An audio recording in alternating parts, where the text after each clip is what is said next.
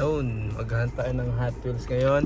Mag-Walmart tayo, Target, and maybe Dollar Tree pag may time pa. Tapos na mag-aral at sisipa na tayo. Peace. Tignan nyo po yung daan dito. Naluwag. Walang ka-traffic kagaya dyan sa Pinas. At sa mga nagtatanong po kung saan po ako nakatira dito sa US, taga Las Vegas po ako. So as you can see po, puro po disyerto dito.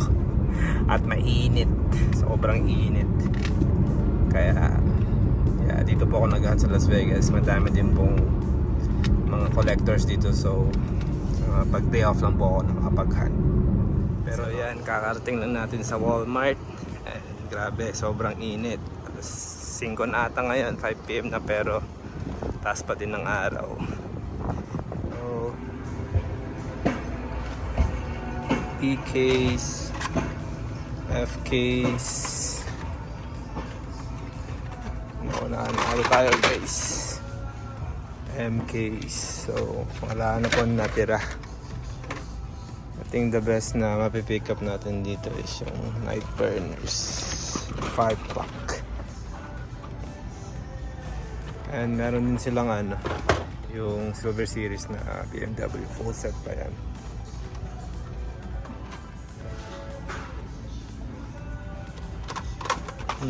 Wala nang laman. Mahirap talaga kasi maghunt sa Walmart na to kasi daming collectors na pumupunta dito. So it's nice kung mahilig kayo sa mga F1. This is a good pickup.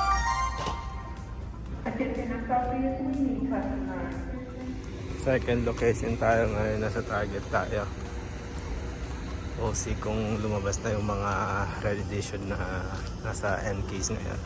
So talaga laman at another Night Burners. Isa ko din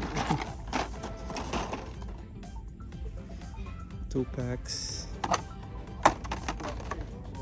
Team Transport para parehas.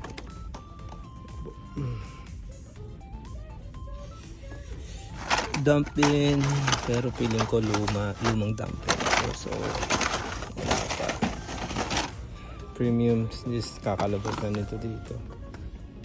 So obviously yung kinukuha nila dito yung Skyline na R32. Nasa Dollar Tree tayo ngayon and full pack siya pero pagpilian na din. So let's see kung ano yung mga hit. Pwede yan. Mga speed tail. Boom.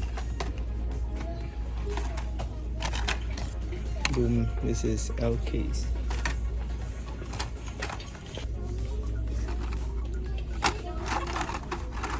At yun, puro fantasies na.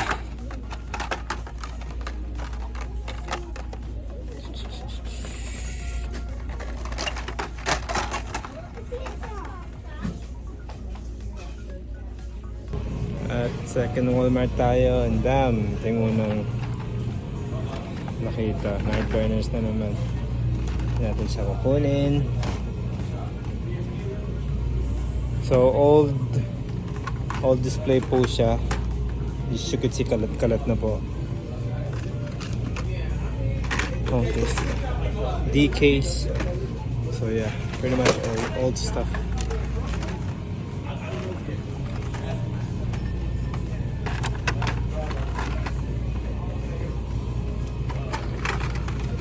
Double check natin just in case. And ito yung mga nahunt natin ngayon guys. Di ko na na-videoan nung nahunt ko tong dalawang to sa Walmart. Dami kasing tao.